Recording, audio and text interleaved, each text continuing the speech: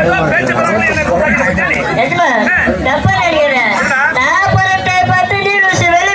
நீ போக நேரத்து நீ சொல்லி போயிட்ட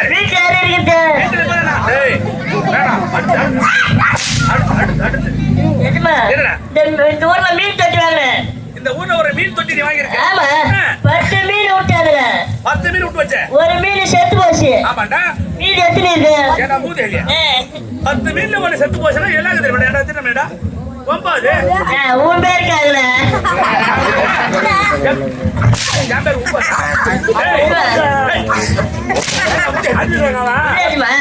ஒரு மீன் தொட்டில 10 மீன் விட்டேன் ஒரு மீன் செத்து போச்சு மீன் எத்தனை இருக்குது ஏண்டா மீன் இருக்குது 9 திருப்பி நேரம் உன் பேர் காதுல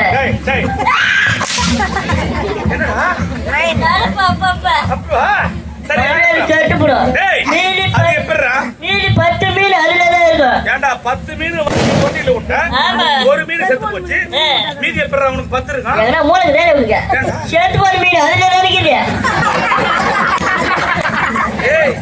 உன்ன என்னவா நான் உனக்கு நிறுத்துறா தலைமலை கை வைக்கல டயர்ல போயிட்டு நான் வெட்டிக்கிறேன் போய் வந்து நீ வெட்டிக்கிற அப்ப என்ன மயிர் ஏய் சரி ஆகட்டும் இதுவரைக்கும் நான் கேட்ட கேள்விக்கு பதில் சொல்ல நாட்டு மன்னர்ல ஆமாடா எந்த பொருளை சொன்னாலும் பக்கத்துல லூப் போட்டு சொல்லு நீ எந்த பொருளை காட்டினாலும் அது பக்கத்துல லூப் போட்டு நான் சொல்றேன் சரி நான் சொல்றேன் கண்டிப்பா சொல்லுவேன் உண்மைவா கைக்கு தெரியாது இது சாட்டை சாட்டை லூப் இது பல்படா பல்பு அது பெட்டிடா பெட்டி லூப் அது விருதுங்க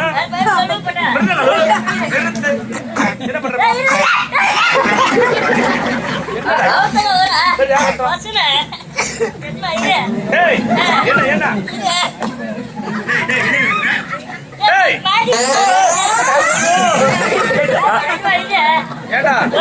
இது கூட தெரியாம நாட்டுக்கு நான் மன்னரா இருப்பேன் இது பேர் பூடா இது பக்கத்துல பூ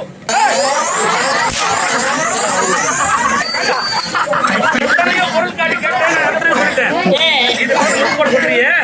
இதால என்ன சொல்ல முடியுமா அப்படி ஒரு நாட்டு மன சொன்னா என்ன ஆகும் அப்பா இல்ல என்னால முடியாது உன்னால முடியுமா நீ சொல்லு என்ன பேருக்கு புஷ்பம் ஏய் உன்னை என்ன நினைச்சிட்டா சினிமனா இருந்தாலும் சிந்திக்கு கூட கேள்வி கேட்கிறேன் பூவுக்கு புஷ்பம் என்பது மறுபெயர் அது ஏன்னா எனக்கு தெரியாம விட்டது புஷ்பலூடா ஏண்டா இதெல்லாம் எனக்கு தெரியல என்னடா கால தாமன்னு கேட்டா இத்தனை கதை அலங்க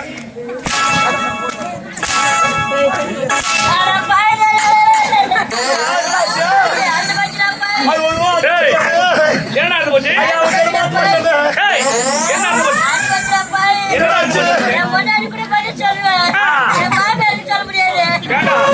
பொண்டாட்டிக்கு பதில் சொல்லும் மாமியார் சொல்ல முடியாது மாமியார் வச்சிருப்பாங்க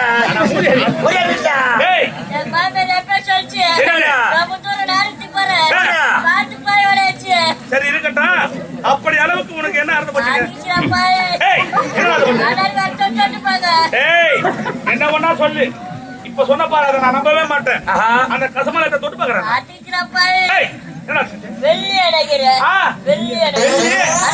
ஒரு வெள்ளி அண்ணாக ஒரு அறுந்து போனதுக்கு எத்தனை ஆட்டம்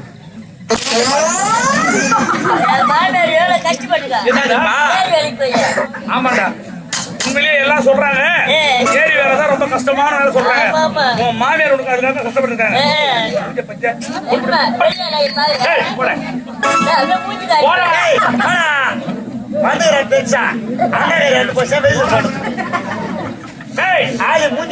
அவன் தான் சிறியவன் ஏதோ தவறு செய்து விட்டான் நீ என்ன கருத்தா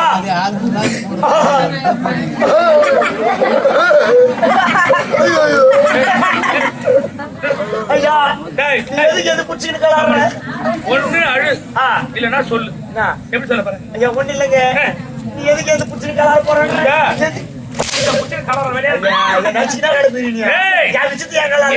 காலத்தவர் கேட்டேன் ஐயா உனக்கு முன்னாடியே வந்திருப்பீங்க எனக்கு முன்னாடி ஒண்ணு இல்லைங்க கல்யாணம் ஆகி ஒரு 6 மாசம் ஆச்சு நான் தானே உனக்கு திருமணம் செஞ்சு வச்சேன் நீ தானே ஒரு கூட்டி வச்சுட்டு வந்த என்ன வச்சா கூட்டியா திருமணம் செஞ்சுட்டு வந்தீங்க ஐயா நல்லா தங்க வச்சுட்டு வந்தீங்க கல்யாணம் ஆகி என் மாமியார் வீட்டுல 200 குஞ்சு கொடுத்தாங்க கல்யாணம் ஆகி உனக்கு மாமியார் விட்டு 200 குஞ்சு கொடுத்தாங்க. இதுக்கு முன்னாடி சும்மா வந்து அப்பா எடுத்துக்காத வாத்து குஞ்சு. அடடே வாத்து குஞ்சு. வாத்து குஞ்சு குத்தாங்களோ இல்லையோ குத்த ஆர்வத்திலே 100 வாத்து நாத்துலயோ 100 வாத்து சேர்த்துல மேய விட்டான் ஐயா. அப்படியா? சும்மா மேய்ச்சல் ஓட போயினுக்குது. இப்ப சரியா அது முட்டை போற ஸ்டேஜுங்க ஐயா. அந்த வாத்து விட்டுக்கிறேன்னு அந்த வாத்து முட்டை போட்ட இதெல்லாம் ஐயா போடும். அனாசாரா இது ஏன்டா என்ன கேக்குற? தெரிஞ்சுக்கலானே. நாத்துல விட்ட பாரு 100 வாத்து. ஆமா அது நாத்துல விடும். நாத்துல விடும். சேத்துல விட்டியே 100 வாத்து. ஆமா அது சேத்துல விடும். என்ன? ஆமா ஆமா எனக்கு மூளை கிடையாது ஆட்டோ நீ சொல்லு. ஏய் என்ன சொல்ற? ரெண்டு பேருக்குமே மூளை கிடையாது. அப்படியா? கூட அப்படியா? என்னடாச்சு? அது நாத்துல விடாது சேத்துல விடாது. அது சூத்த விட்டாங்க. வாத்து முட்டை எங்க கூட எனக்கு தெரியாதா? சரி அது விடு.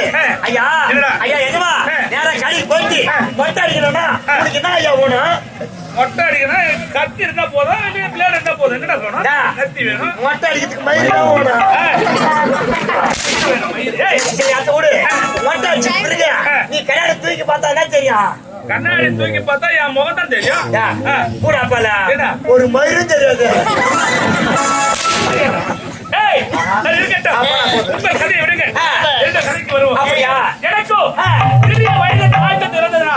எனக்கு திருமணம் ஆகி அப்படியா இந்த நாட்டின் பொறுப்பை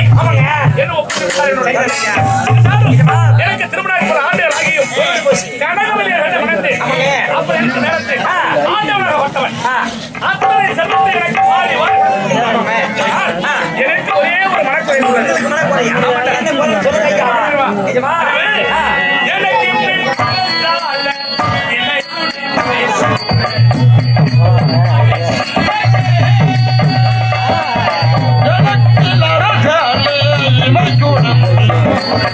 எனக்கொரு மகனே